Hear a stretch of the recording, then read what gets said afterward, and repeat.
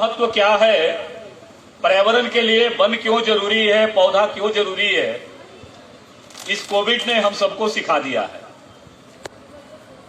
और हम लोग पहले शुरू में प्रारंभ के दिनों में सुनते थे, जब छात्र जीवन में काम करते थे तो लोग कहते थे कि पानी भी पैसा से बिकेगा, हवा भी पैसा से बिकेगा। हम लोगों ने देखा है कि किस प्रकार से जीवन जीने के लिए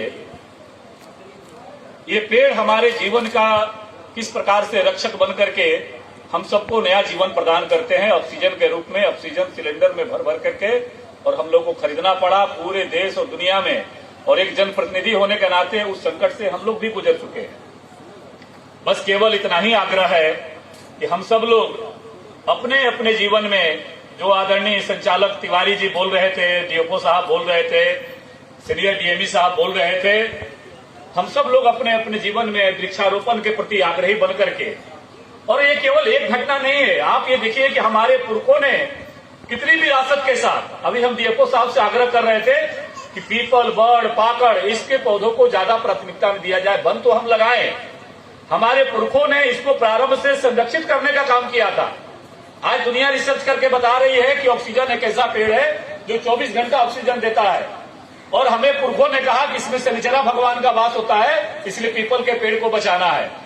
पूरी दुनिया कह रही है कि नीम एंटीबैक्टीरियल गुण है उसके अंदर, लेकिन हमारे पुरखे ने उसे एक सामाजिक धार्मिक मान्यताओं के साथ जुड़ करके, काली जी का वास रहता है नीम के पौधा में, इसलिए नीम के पौधे को अधिकाधिक संरक्षण देने की दिशा में काम करने के लिए सिखाया गया।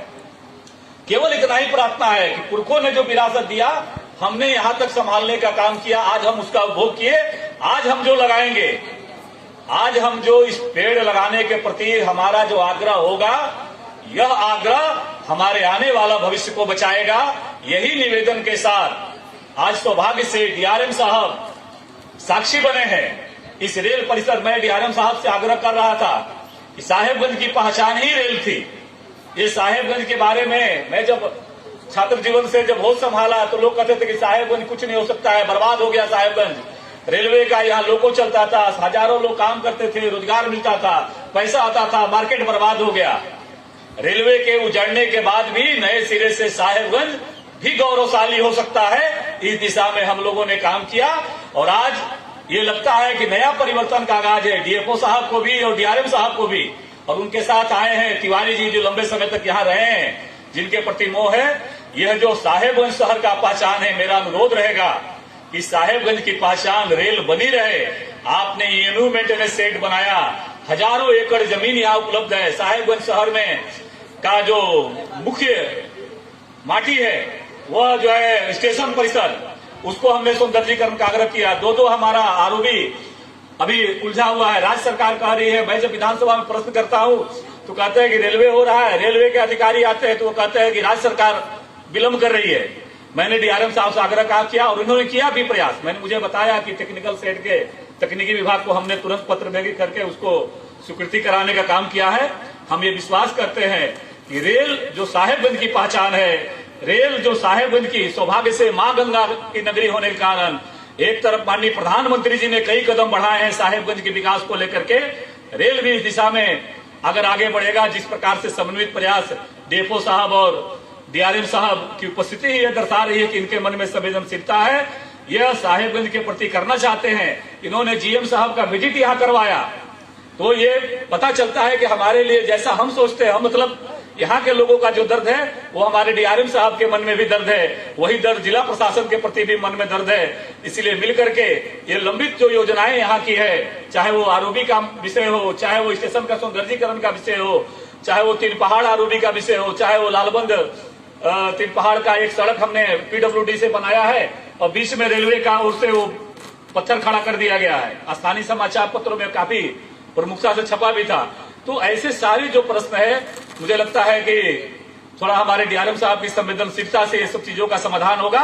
और वह जो गौरवशाली पल था साहेबगंज का रेल के मामले में, वह गौरव इन सबके समन्वित प्रयास से वापस आएगा। आज वृक्षारोपण का अभियान है, एक ऐतिहासिक वृक्षारोपण का। मुझे लोगों ने कहा कि रेलवे साहेबगंज में तो रेल ही रेल है, केवल दूसरा कोई किसी का जगह है भी नहीं। अगर डीआरएम साहब कहीं ऑक्सीजन पार्क के लिए कहीं स्थान दे देते हैं डेवलप करने के लिए, तो हम लोग यहाँ का स्थानीय नागरिकगण, मीडिया के बंधुगण, दैनिक जागरण, ऐसे सारे अखबार के प्रतिनिधिगण मिल करके वो ऑक्सीजन पार्क के रूप में छोटा छोटा डेवलप करेंगे। स्टेशन परिसर को भी उन्होंने एक पार्क के रूप में डेवलप किया है। ऐसे छोटे छोटे प्रयासों के माध्यम से ही हम एक बड़े स्वरूप में, गौरवशाली स्वरूप में साहेबगंज को ले जा सकते हैं। और वृक्ष लगाना कितना जरूरी है मित्रों, ये हम सब लोगों ने जिया है कि कैसे ऑक्सीजन भर भर के, ऑक्सीजन आता कहां से है? ऑक्सीजन इसी पेड़ पौधे से आता है, जिसको सिलेंडर में भर भर करके हम वातावरण से लेकर के और अपने जीने का माध्यम बनाते हैं। यह भाव जन जन तक हमको पहुंचाना है।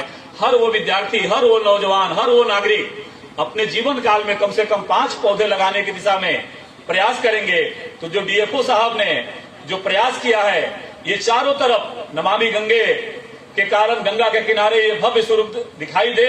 जो पेड़ हमारे कटे हैं, जो पर्यावरण का दोहन हो रहा है पत्थर उद्योग के माध्यम से, तो ये वृक्ष ही हमारी रक्षा करेंगे। इसलिए हम सब लोग को आने वाला समय में एक हरा भरा साहेबगंज और के रूप में हम लोग विकसित करता हुआ दिखाई देंगे। और विकसित साहेबगंज बनाने की दिशा में डीआरएम साहब से भी अनुरोध है, जो हम कहते हैं कि विकसित झारखंड, हरा भरा झारखंड, तो विकसित साहेबगंज रेल की दिशा में बनाने की दिशा में डीआरएम साहब भी निश्चित रूप से प्रयास करेंगे, यही मेरा निवेदन है। और इसी निवेदन के साथ, चूंकि आज मेरा राजमहल में